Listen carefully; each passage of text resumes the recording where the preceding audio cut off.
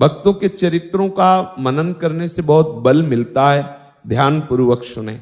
पश्चिम बंगाल के हरशोला नामक ग्राम में एक क्षत्रियों का परिवार रहता था। बहुत दिनों तक जिस प्रांत में रहा जाता है वैसी भाषा, वैसा ही व्यवहार, तो लोग कहने भी लगते हैं कि ये बंगाली हैं, ये बिहारी हैं, ऐसा संबोधन होने लगता है। उस परिवार में प्रमुख थे भानुराय जी। इनकी पत्नी का नाम था कुसुमी। बहुत ही जमींदारी थी, खूब संपत्ति थी, खूब दूध देने वाले पशु थे, खूब अन्न, खूब धन संपत्ति सब। इनके घर में कोई भी दुर्गुण वाला नहीं था। इतनी संपत्ति होने पर प्रायः लोगों में दुर्गुण वृत्तियां आ जाती हैं, मदिरा पीना आदि आदि, जुआ खेलना, क्योंकि जहां संपत्ति आती है तो उद्दंडता आ जाती है यदि भगवत चरणारविंद का आश्रय न हो तो। पर भगवत कृपा पात्र ये परिवार है। खूब भगवत चरणारविंद की आश्रित भक्तों की सेवा करना, भगवत लीला चरित्र सुनना। घर के आंगन में बढ़िया सी तुलसी जी है, जल चढ़ाना, आरती करना, परिक्रमा करना, थोड़ी देर बैठ करके भागवत, श्रीमद् भागवत की कथा होना, फिर गोपाल शास्त्र नाम का पाठ करना। ऐसे पूरा परिवार भक्ति के रंग में रंगा हुआ। प्रधान ठाकुर श्री गोपाल जी महाराज, प्रायः गृहस्थियों में गोपाल जी जरूर होते हैं क्योंकि सरल होता है इनकी सेवा, अपराध की भी संभावना नहीं होती। लाला है, कोई भी गलती हो जाए तो ये नहीं कि अपराध बनेगा। गोपाल जी की सेवा में कोई अपराध नहीं है। हमारे लाला हैं, बिना नहाए भी हम उनको पवा सकते हैं। बच्चे हैं, भोग लगाने का तात्पर्य उनको भूख लगी है, पवा सकते हैं, भाव का खेल। भानुराज जी की 2 कन्याएं थी, लक्ष्मी और माधवी, और उनके बीच में एक पुत्र था जिसका नाम प्रताप राय जी था। अब क्या कहना है, एक पुत्र है, 2 पुत्रियां हैं, खूब संपत्ति है और भक्ति पूर्वक दिनचर्या चल रही है। ये तो बंदनीय गृहस्थ। भानुराय जी और कुसुमी जो उनकी माता है, उनके हृदय में एक भाव बैठा कि पुत्र होने की सार्थकता यही है कि हमारा पुत्र भगवत भक्त बने। माता पिता का संकल्प बहुत कार्य करता है, पक्का। यदि माता पिता चाहे तो पुत्र को बदमाश बना सकते हैं, चाहे तो पुत्र को महाभागवत बना सकते हैं। मां और पिता का बहुत बड़ा हाथ होता है। सबसे पहले गुरु होते हैं माता और पिता। बच्चे की जीवन की नींव भरने में माता पिता का होता है। अब आप बच्चों के सामने मदिरा पिएंगे, गंदे बातें करेंगे, गंदे आचरण करेंगे, तो वही संस्कार उनमें आएंगे। आप माला चलाएंगे, भागवत पढ़ेंगे, भक्ति के आचरण करेंगे, तो वो आएंगे। प्रताप राय जी को निश्चय किया कि मुझे महाभागवत बनाना है। बड़े लाड़ प्यार से उनको बैठालते, भगवान नाम जपाते। ऐसा करना चाहिए। अपने बच्चों को बैठाल करके एक माला राधा राधा जपो, फिर हम तुम्हें बाल भोग देंगे, तुम्हें अमुक वस्त्र, प्रलोभन देकर बच्चों को थोड़ा भगवान नाम में, भगवत चरित्र सुनने में लगाना चाहिए। वो बहुत इस बात में सावधान रहते कि मेरे बच्चे को कुसंग ना होने पावे। प्रताप राय जी का अभ्यास बना दिया। उठते बैठते चलते फिरते आप हरिनाम जप करो। जपने लगे। कोई वयोवृद्ध दिखाई दे, वैष्णव दिखाई दे, प्रणाम करो। संत जन दिखाई दे, वैष्णव जन, साष्टांग लौट जाओ। बड़ा प्रभाव पड़ता है इससे, जीवन में बड़ा प्रभाव पड़ता है। ये बहिर्मुख लोग, रजोगुणी लोग जानते नहीं हैं। जो अपने गुरुजनों को, वृद्धजनों को माथा रख के प्रणाम करता है, वो कभी परास्त नहीं होता माया के द्वारा। माता पिता भगवत स्वरूप हैं, शिक्षा होती थी, प्रातःकाल उठ के रघुनाथा मात पिता गुरु नावई माथा, ऐसा करना चाहिए। अब तो समय बहुत ही विकराल गति में जा रहा है। यदि संत और वैष्णवों को साष्टांग प्रणाम किया जाता है, उनकी चरण धूलि माथे पे लगती है, तो जितने कण झरते हैं वो सब महाअपराध का नाश करने वाले होते हैं। चिरंजीवी वही होता है जो संत चरणों में प्रणति हो जाता है, क्योंकि उस प्रणति का फल होता है हरि आसक्ति। ये साष्टांग प्रणाम ऐसा नहीं बहुत बड़ी निधि है, पर देहाभिमान के कारण ना हम ऐसा करते हैं ना ऐसा सिखाते हैं।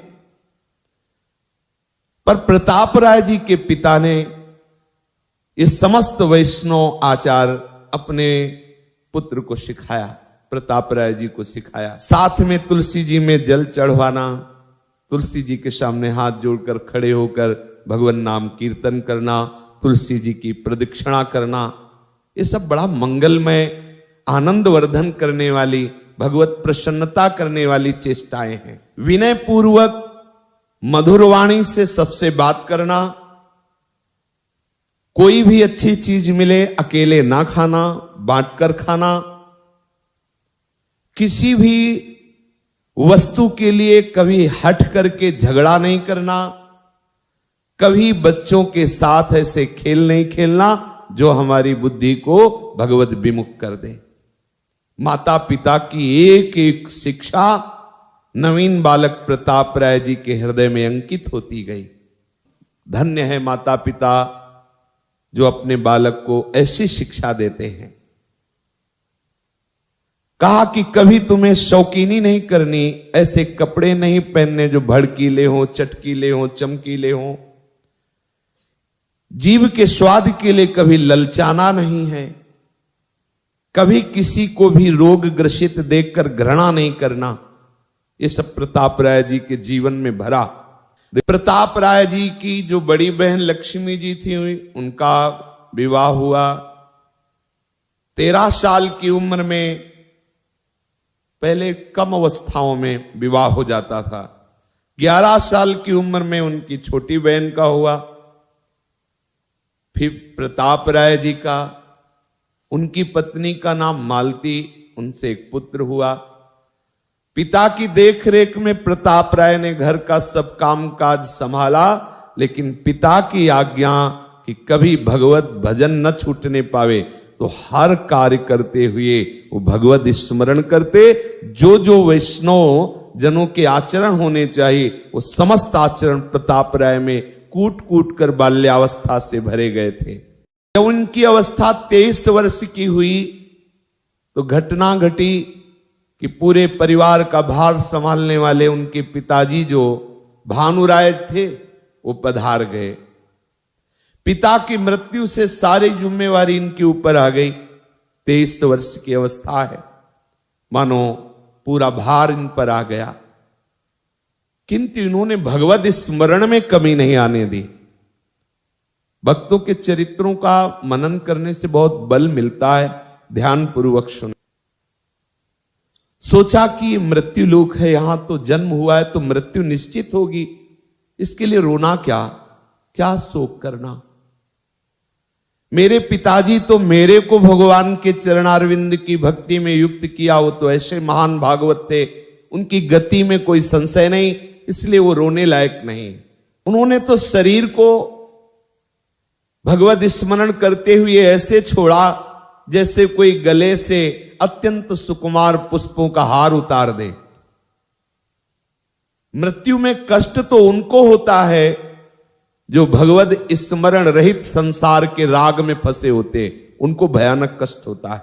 जब कोई पधारे, गांव में तो रोने वाले बुलाए जाते हैं, जैसे कम होते ना तो बुलाए जाते, पैसे एक बैच होता है, वो केवल आएंगी वो माताएं और बैठेंगी इतना घूंघट करके और शुरू करेंगे हाय, और बस हल्ला और ऐसे पूरा घेर के, तो मतलब एक रोने का बैच है उनका।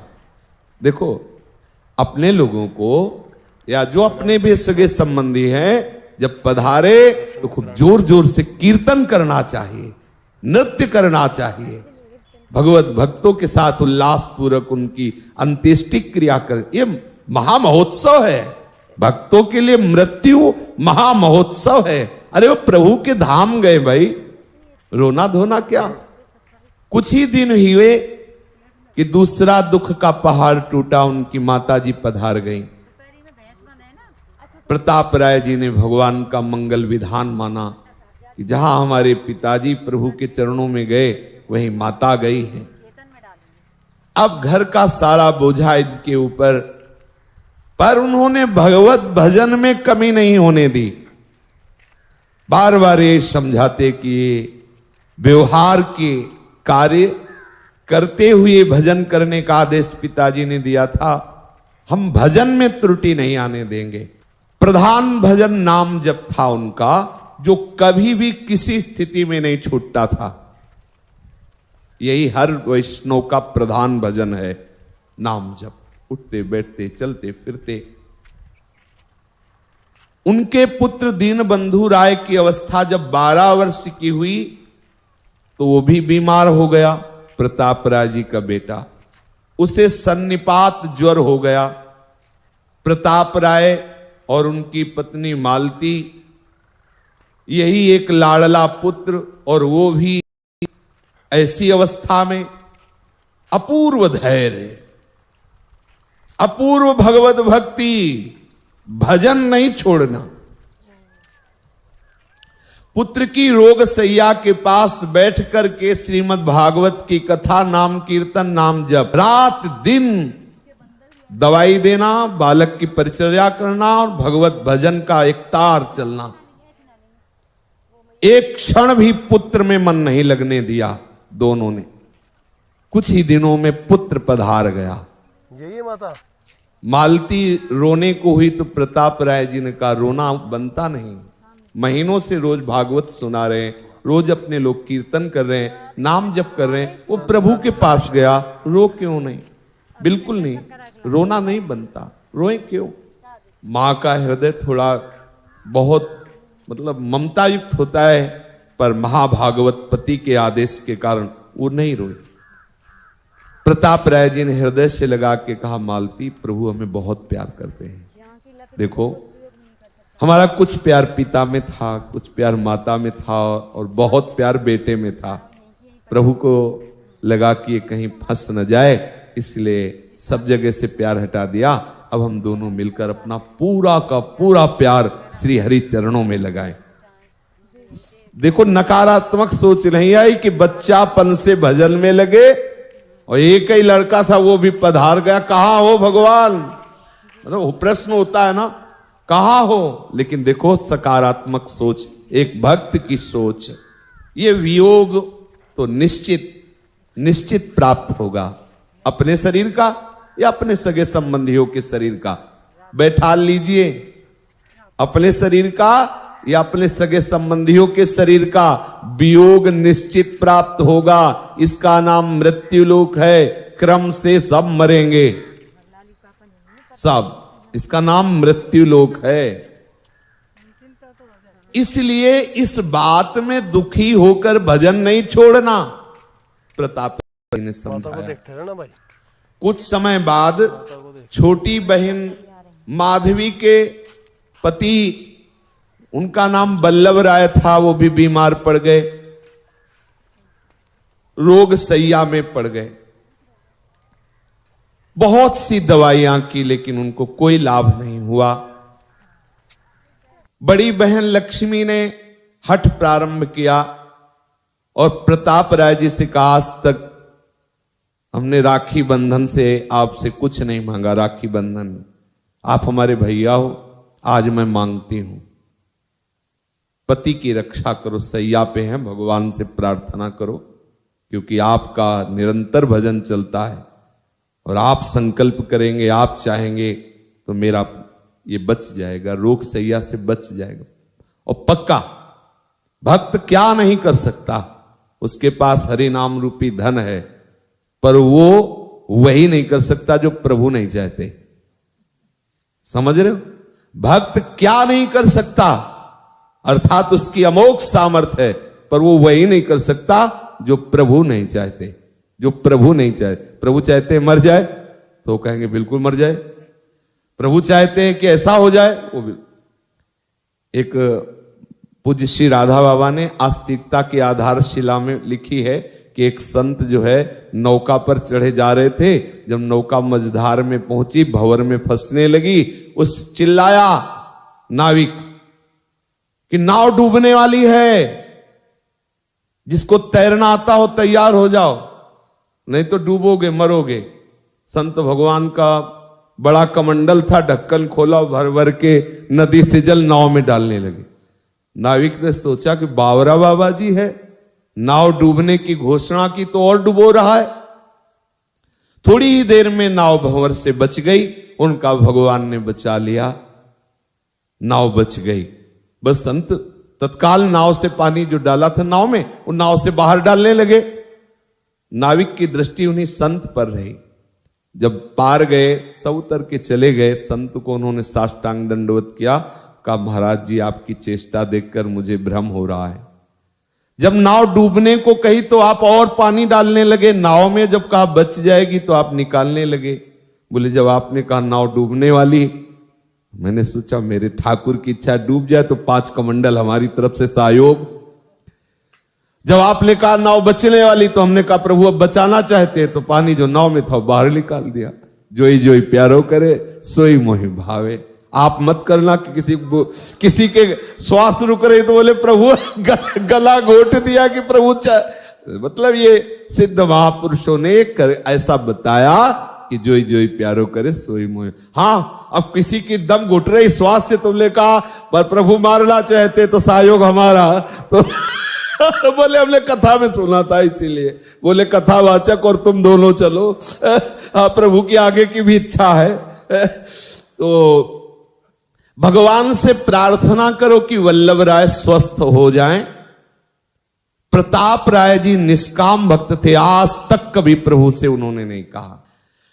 भगवान की भक्ति करके प्रभु से धन चाहना, पुत्र चाहना, प्रतिष्ठा चाहना, निरोग अवस्था चाहना, जीवन चाहना, ये साधारण भक्तजन करते हैं, प्रेमी भक्तजन नहीं करते।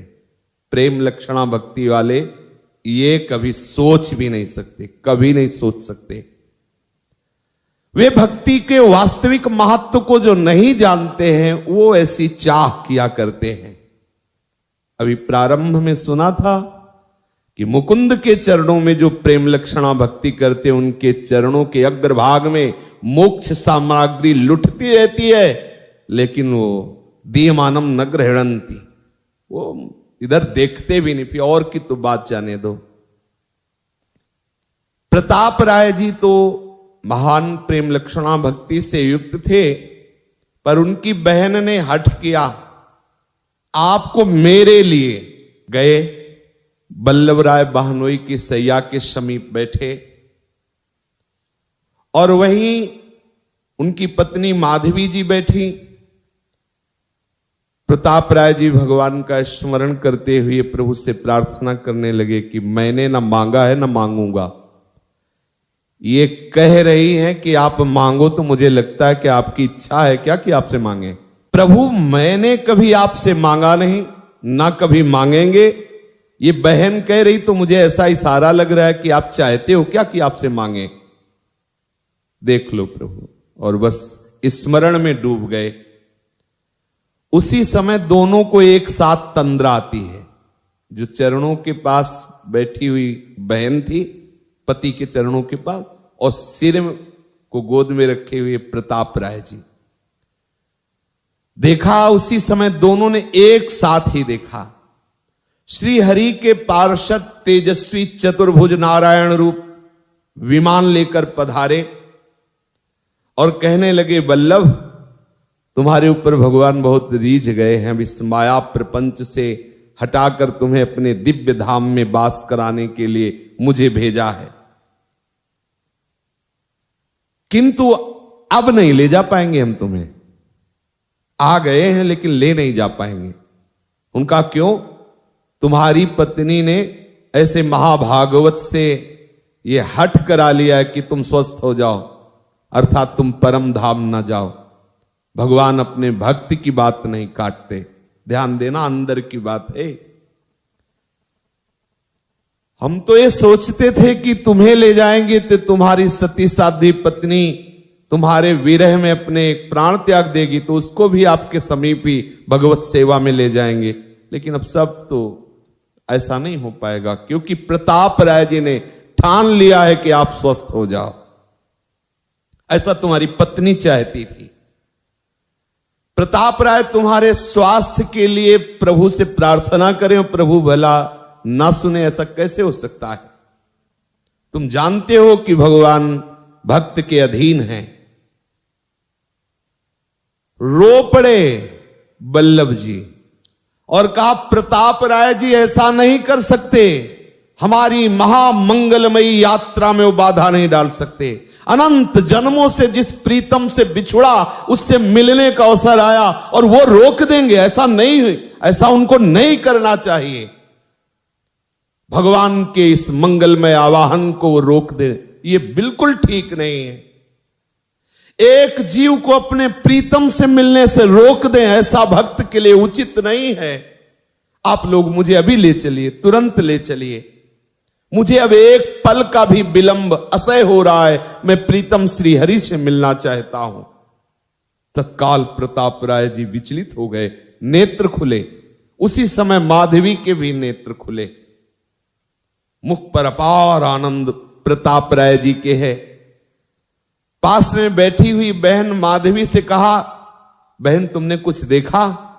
उनका हां हमने देखा, अभी भगवान के दिव्य पार्षद आ रहे थे, कैसी दिव्य शोभा थी विमान की, और वो ऐसी ऐसी वार्ता कर रहे थे, तो अब क्या राय है?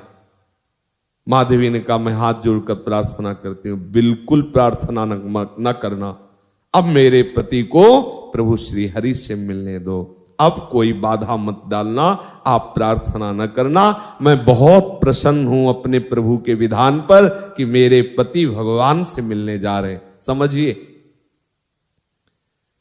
हमें लगता है कि वो बीमार ठीक हो जाए और उसे प्रभु मिलना चाहते, प्रभु मिलन की तिथि आ गई। अरे प्रीतम के लिए तो विरह में तड़पता रहा अनंत जन्मों से, जब से तुम बिछुरे प्यारे कबहु न पायो चैन। आज प्रीतम से मिलने जा रहा है। कोई अपने भजन का प्रयोग प्रीतम मिलन के लिए प्रयोग करता है कि प्रीतम मिलन की बाधा में प्रयोग करता है? इसीलिए जो उत्तम महाभागवत होते हैं, बस एक ही सूत्र है, जोई जोई प्यारो करे। मैं अज्ञानी क्या जानूं कि प्रभु का इसमें क्या विधान है, और मैं अपने भजन बल का रोड़ा लगा दूं, भजन बल से बाधा पहुंचा दूं, अमंगल हो जाएगा। मंगल भवन की हर इच्छा महामंगलमय है। अदूरदर्शी प्राणी भगवान के विधान में अमंगल सोच लेता है। हाय, अगर ये भगवत पार्षद प्रकट ना होते तो मेरे द्वारा कितना अमंगल हो जाता।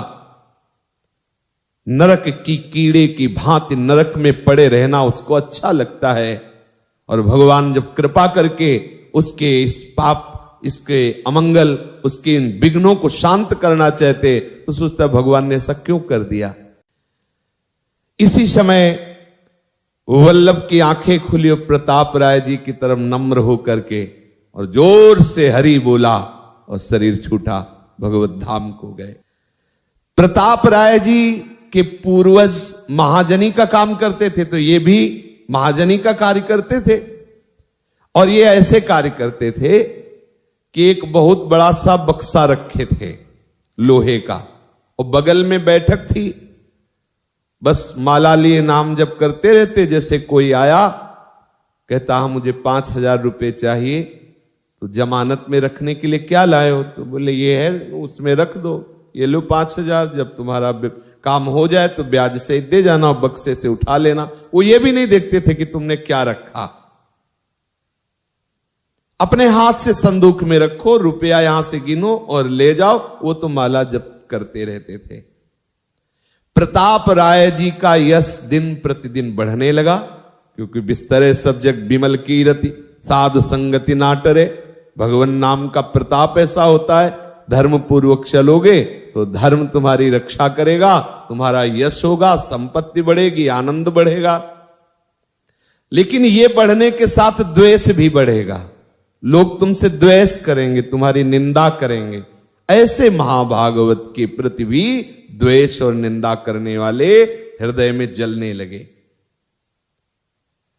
अब वहां का जो एक अधिकारी था वो दुष्टों से मिला कि इसका तो बड़ा बोलबाला हो रहा है, ये ईर्ष्या सह पाना बहुत कठिन है, हम तो न जाने क्या क्या करके परेशान हैं और बड़े सुख चैन से आनंद पूर्वक, ना कोई मेहनत करता है ना कुछ, माला चलाता रहता है, खूब संपत्ति बढ़ रही और इसका बड़ा यश। और लोग प्रमाण देते थे प्रताप राय जी का ईमानदारी का, क्योंकि मां भागवत थे।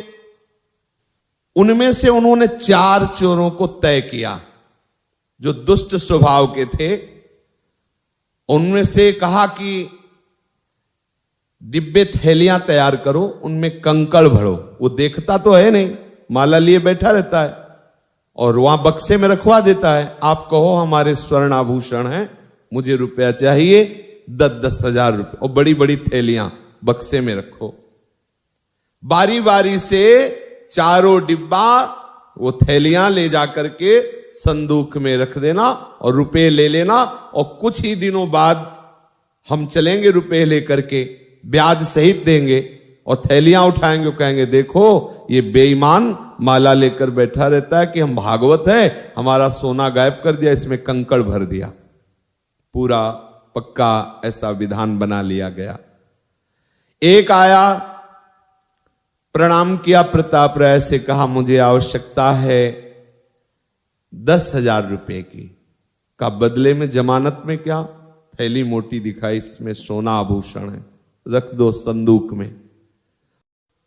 तो भगवान कहां गए थे?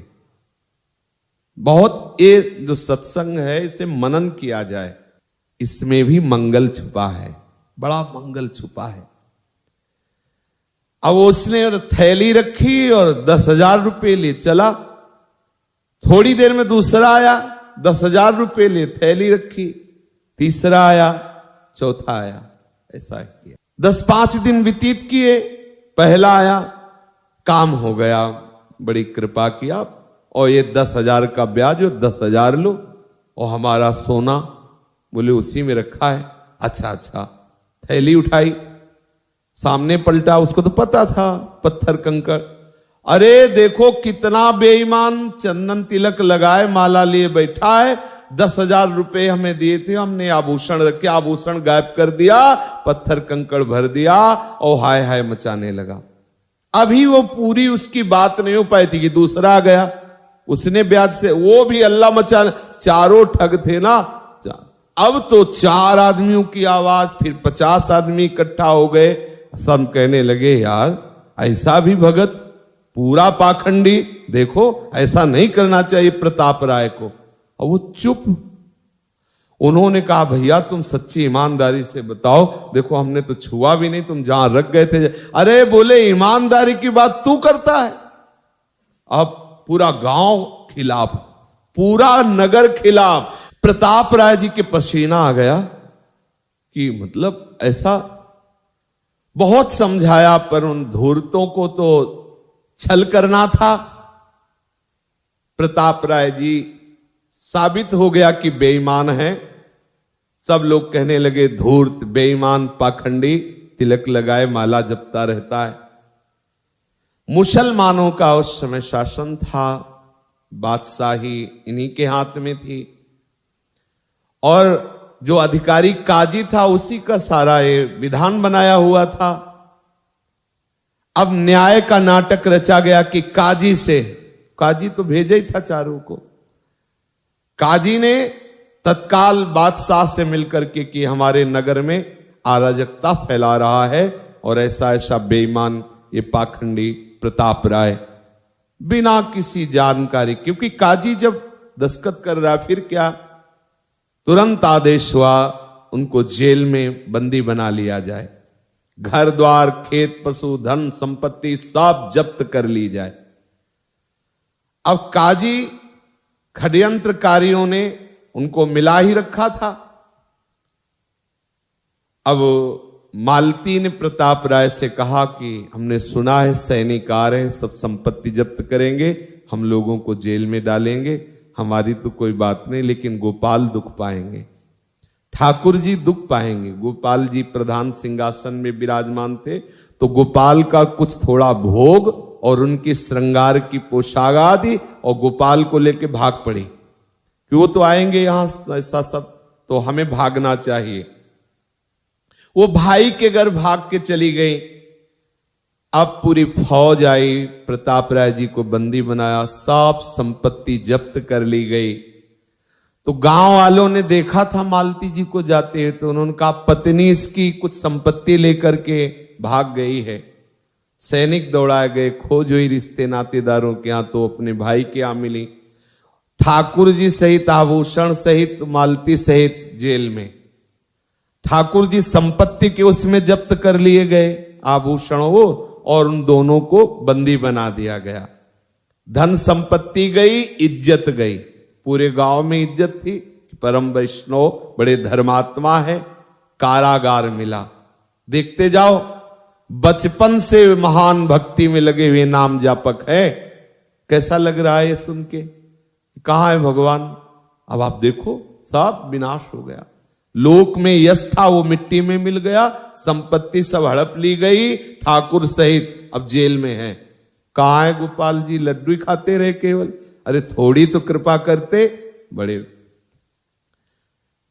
लेकिन इन महाभागवतों की वृत्ति देखो, उन्होंने मन में विचार किया कि गोपाल जी को भोग तो अब लगेगा नहीं, वो भी संपत्ति की जगह वो तो ऐसे पधरा दिए, वो शब्द हम नहीं बोले, फेंक दिए, उनको लिए तो ठाकुर है। वो दुखी हो रहे गोपाल जी के लिए, उनको कैसे भोग लगेगा, उनका कैसे श्रृंगार होगा, मेरे ही पाप का फल होगा। मेरे भगवान कभी अमंगल नहीं कर सकते, ये तो मेरे किसी पाप का प्रभु ने पावन करने के लिए विधान बनाया है। हमारे प्रभु के प्रत्येक विधान में महासुख है। मैं कैसे सोचूं कि मुझे दुख मिला है? पत्नी ने कहा इसमें क्या सुख है, जेल में बंद है, सब लूट गया। बोले देखो, व्यर्थ के लेन देन व्यापार में वहां ताके बैठे रहते थे, दोनों को जेल में कर दिया। कुछ न कुछ तो भोग राग मिलेगा ही। राधे श्याम रात दिन रटते, सब खत्म कर दिया। कितने कृपालु प्रभु हैं। प्रभु ने एकदम एकांत कर दिया, कोई व्यवहार नहीं, कोई चेष्टा नहीं। अब खूब भजन करो, खूब भजन बढ़ेगा हमारा तुम्हारा, चिंता मत करो।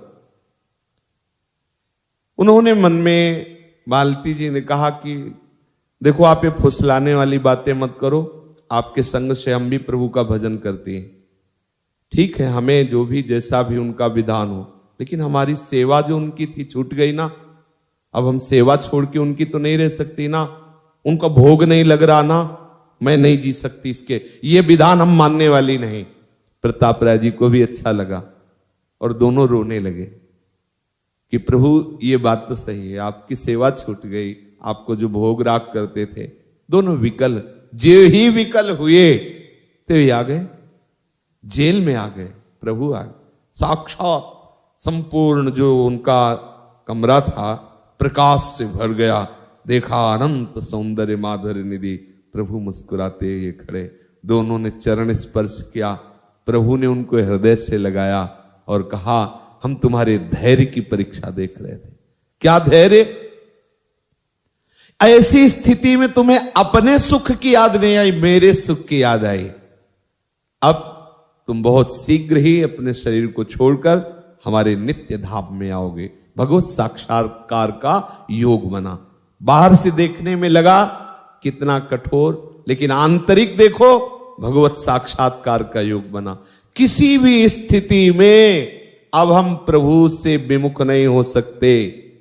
हमारा धैर्य, हमारी दृढ़ता ऐसी हो कि चाहे जो हो जाए, खंड खंड हो जाए तन, अंग अंग सत टूक।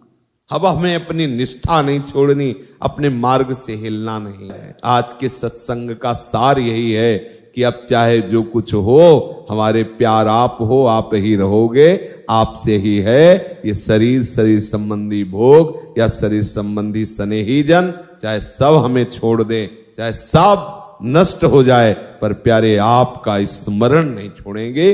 ऐसी निष्ठा से चल लो तो इसी जन्म में हम प्रभु को प्राप्त कर लेंगे। प्रभु के शरणागत रहो, प्रतिपल शरणागत होते हुए भी शरणागत रहो, यही जीवन का लाभ है। श्री राधा वल्लभ लाल की